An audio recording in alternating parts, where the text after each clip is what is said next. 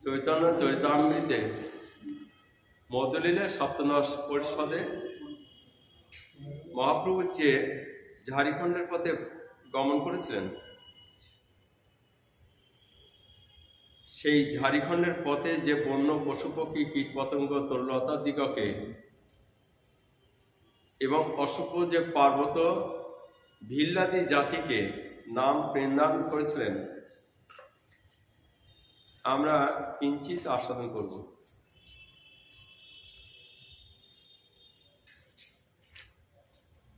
তো বলছে,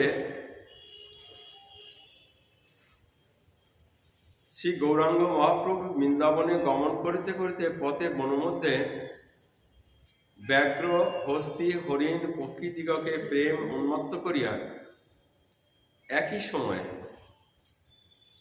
সময়ে এবং একসঙ্গে নৃত্য করিয়াছিলেন এবং কৃষ্ণ নাম উচ্চারণ করিয়াছিলেন।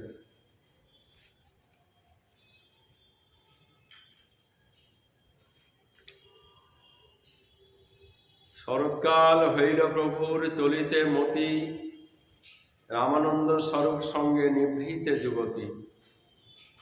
মোর সহায় করো যদি তুমি দুইজন, তবে আমি যাই দেখি শ্রী বৃন্দাবন।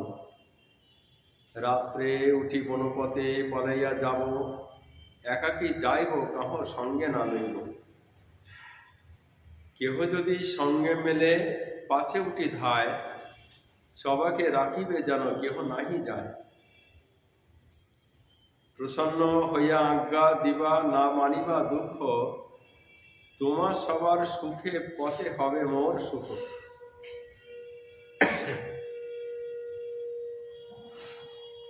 মহাপ্রভু পলায়ে যাওয়ার উদ্দেশ্য, তিনি যদি সবার গোচরে যান তাহলে অনেক অনেক ভক্ত তার সঙ্গ নেবে। ওই জন্য তিনি বললেন, আমি রাত্রিতে মাত্র দুজন সঙ্গীকে নিয়ে আমি যাওয়ার চেষ্টা করব, তাহলে কেউ জানিতে পারবে না এবং আমার সঙ্গেও আর কেউ যাইতে পারবে না।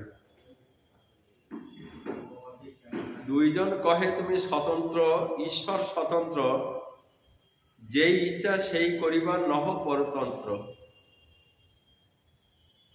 কিন্তু আমার দোহার শুনো একে নিবেদন, তোমার সুখে আমার সুখ কহিলে আপনে। আমার সবার মনে তবে বড় দুঃখ হয়, এই নিবেদন যদি ধরো মহাশয়। উত্তম ব্রাহ্মণ এক সঙ্গে অবশ্য চাহি, ভিক্ষা করি ভিক্ষা দিবে যাবে পাত্র বহি।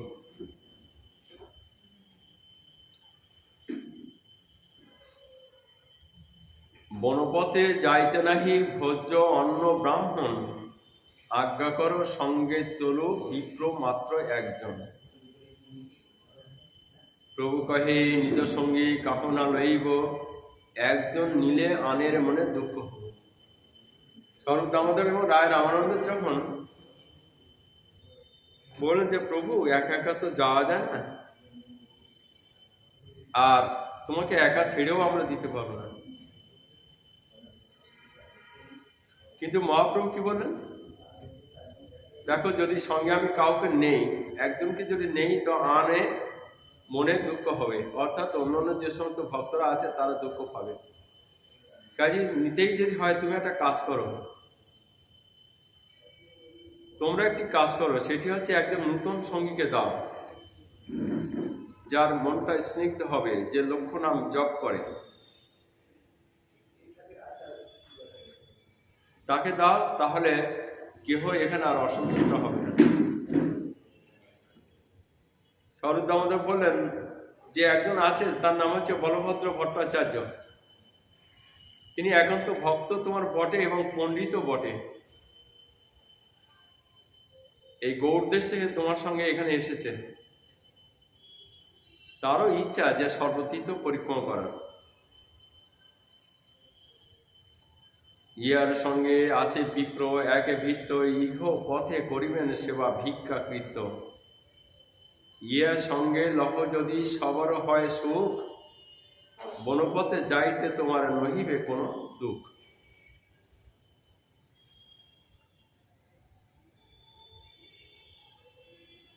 মহাপ্রভু এই যে একজন বিপ্রের কথা বলছেন এবং একজন ভৃত্যের কথা বলছেন, আমরা চৈতন্য চৈতামৃতে যেটুকু আস্বাদন করি তাতে দেখতে পাচ্ছি যে বলভদ্র ভট্টাচার্য এবং তাহার ব্রাহ্মণ বিপ্র, এই দুইজন মাত্রকে আমরা দেখতে পাই। কিন্তু যে একজন ভৃত্যের কথা বলা হচ্ছে, ভৃত্য বলে আমরা কোথাও উল্লেখ পাই না।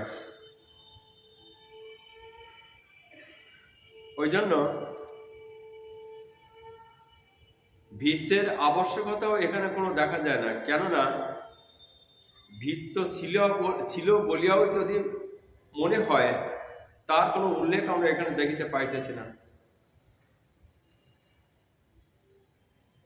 এশিয়া সোসাইটি পুঁথির পাঠ সঙ্গত হইলে গৌড়িয়া হয় মাত্র 2 জন। তাহলে এখানে বিপ্র এক, ভৃত্য বাক্যের অর্থ এক, বিপ্র তিনিই ভৃত্য, এইরূপ হইতে পারে। ওই জন্য বল্লভাচার্য তিনি মহাপ্রভুর সঙ্গে ছিলেন।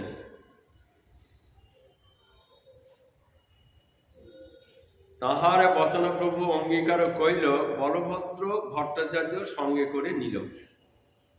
পূর্বরাত্রে জগন্নাথ দেখি আজ্ঞা লইয়া, শেষ রাত্রে উঠি প্রভু চলিল লুকাইয়া। প্রাতকালে ভক্তগণে প্রভু না দেখিয়া, অন্বেষণ করি ফিরে ব্যাকুল হইয়া। স্বরূপ গোসাই সবাই কইল নিবারণ, নিবৃত হই রহে সবে জানি প্রভুর মন।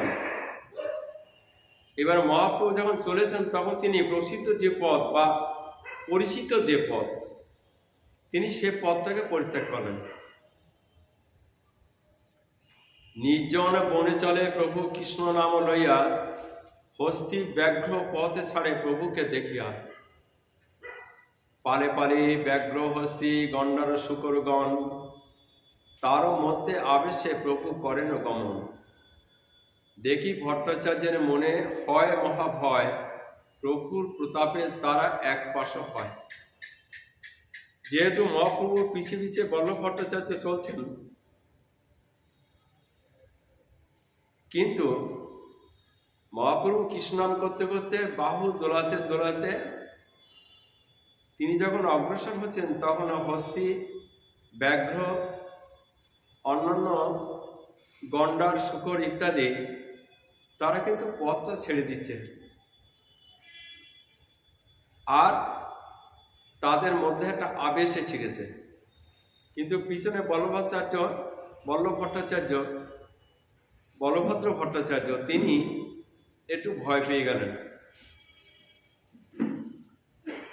যেহেতু বনের মধ্য দিয়ে প্রভু কৃষ্ণনাম করিতে করতে চলিতেছেন, কোথাও কোনো লোকজন নাই, কিন্তু দলে দলে বাঘ, হাতি, গন্ডার, শুকর ইত্যাদি হিংস্র যারা বন্যজন্তু,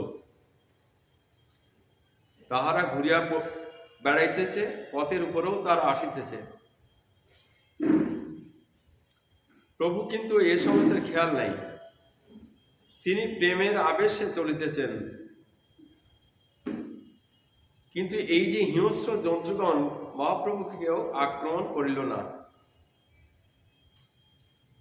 তাহারা বরং তাহাদের পথ ছাড়িয়ে দিয়া পথের পাশে গিয়া দাঁড়াইল। এমনই প্রভুর